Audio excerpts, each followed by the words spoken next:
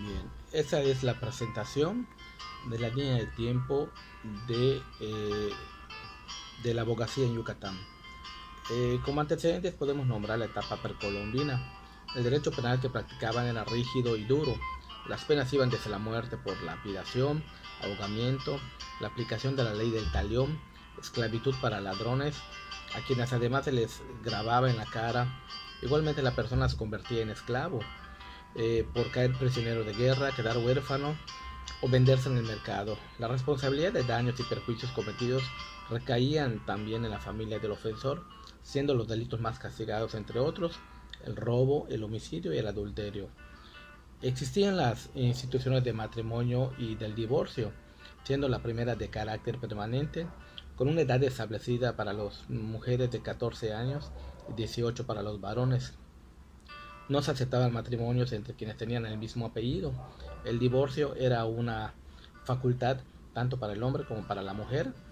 En cuanto a la administración de justicia, al parecer, los mayas no tuvieron legislación escrita, sino consuetudinaria, transmitida de generación en generación, pues según refiere Diego López de Cogolludo en su historia de Yucatán, los litigios se resolvían por palabra.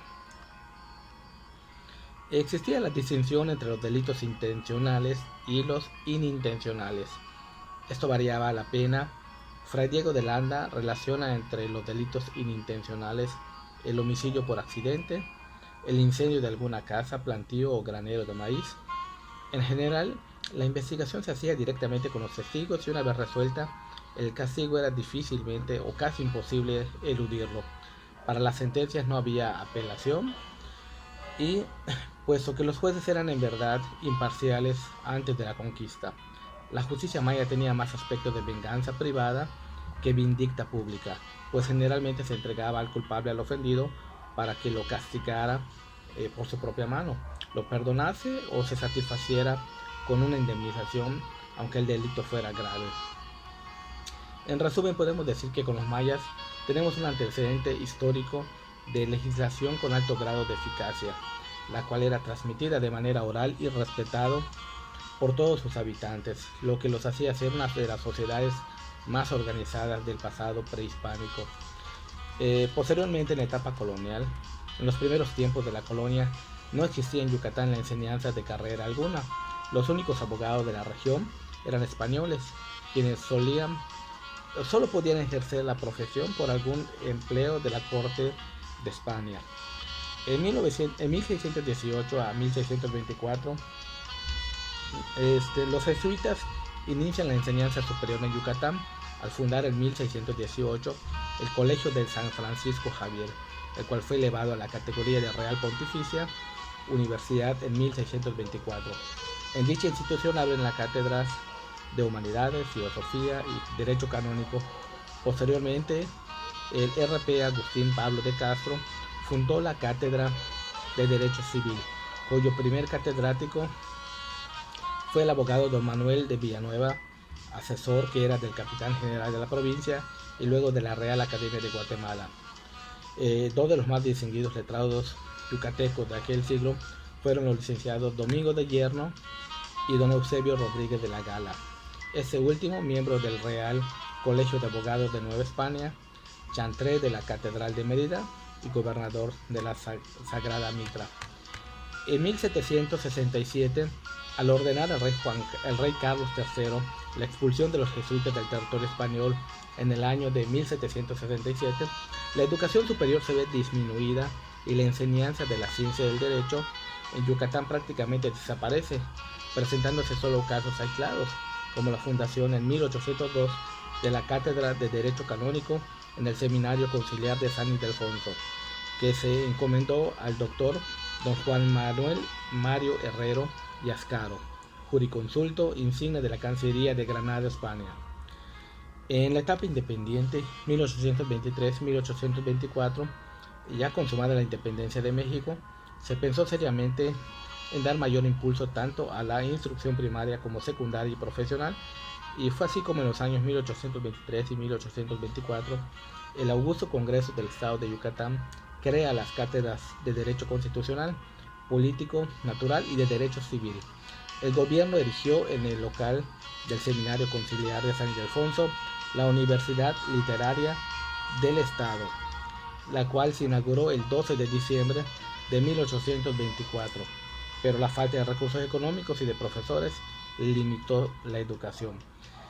En 1827, hasta la llegada del doctor Domingo López de Somoza, cuando éste funda la primera cátedra de jurisprudencia en la Universidad Literaria de Yucatán en el año 1827, impartiendo las cátedras de jurisprudencia civil y canónica.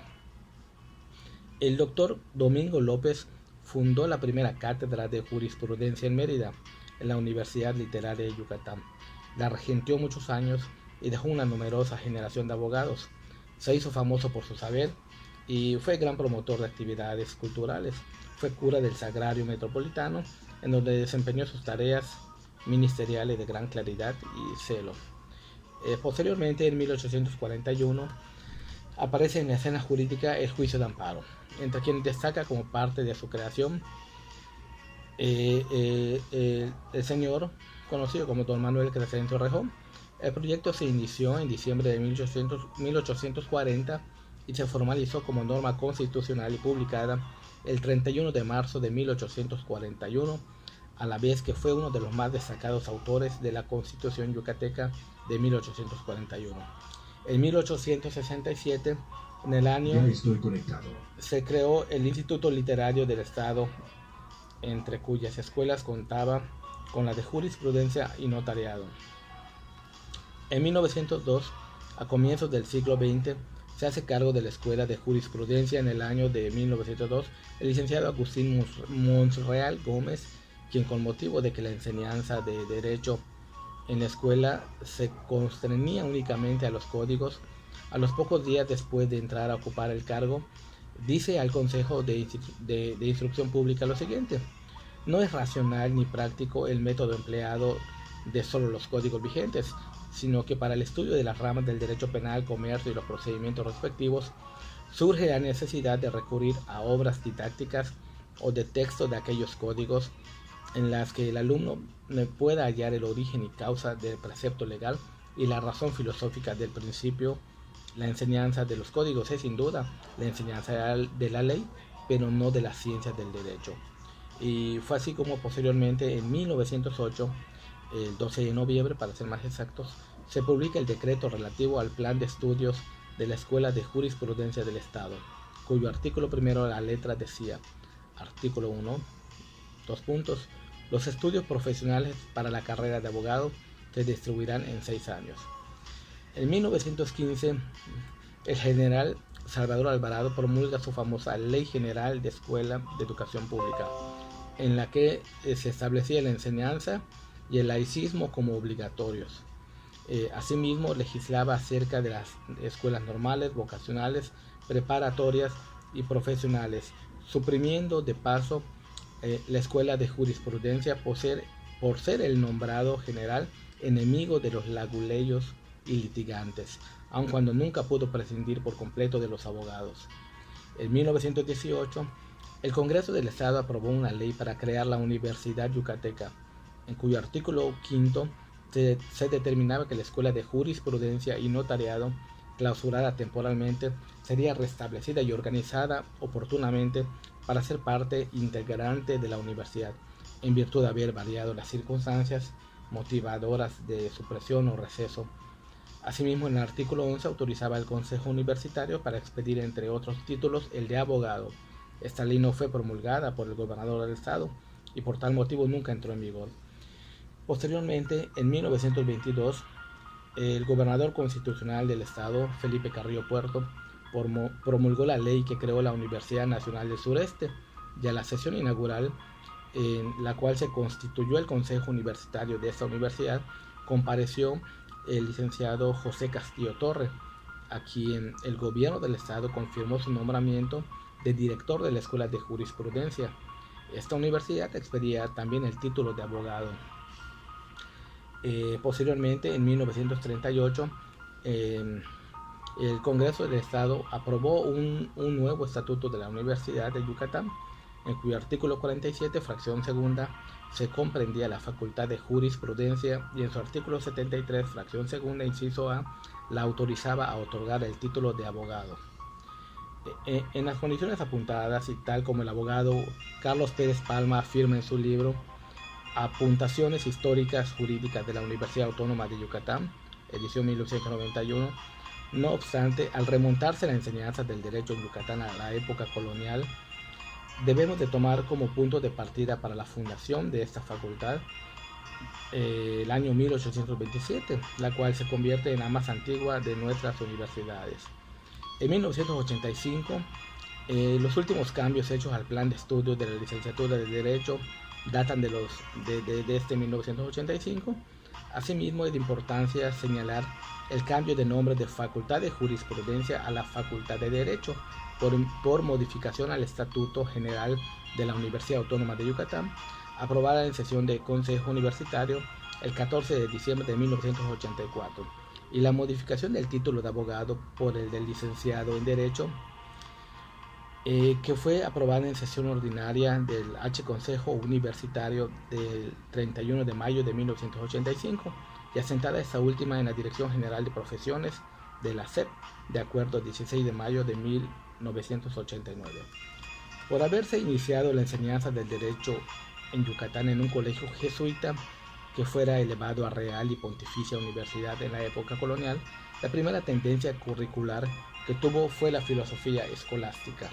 Posteriormente, en la época del Instituto Literario, la orientación de la enseñanza del derecho fue hacia el liberalismo y el positivismo, que era la filosofía imperante en el país. Posteriormente, Felipe Carrillo Puerto quiso darle a la enseñanza universitaria un carácter revolucionario y socialista, acorde con los postulados de la Revolución Social Mexicana. Ahora bien, la tendencia curricular que actualmente manifiesta la licenciatura en Derecho es predominantemente liberal. Por último, cabe señalar que la Facultad de Derecho es la más antigua de la universidad y una de las que tienen mayor población estudiantil hasta nuestros tiempos actuales.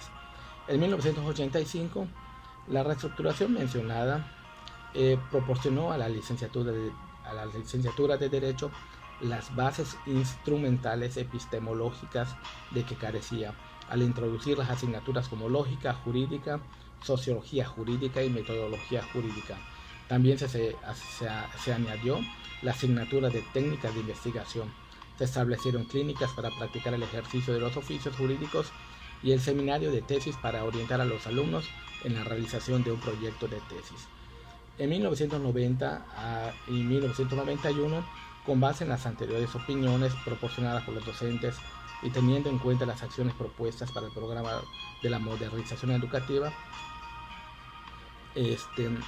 y las sugerencias de un documento titulado El papel de la Universidad Autónoma de Yucatán hacia el año 2000, se elaboró el proyecto de modificación del plan de estudio de la licenciatura de Derecho, misma que fue presentada al Consejo Universitario por el director de la Facultad de Derecho en 1990. Posteriormente, en junio de 2018, en el recinto del Poder Legislativo del Estado de Yucatán, se tomó protesta del primer Comité Directivo de la Barra Mexicana del Colegio de Abogados, Capítulo Yucatán 2018-2020. Pues bueno, pues muchas gracias. Esto es lo que hemos podido investigar un poco acerca de la línea de tiempo de la abogacía en Yucatán. Gracias.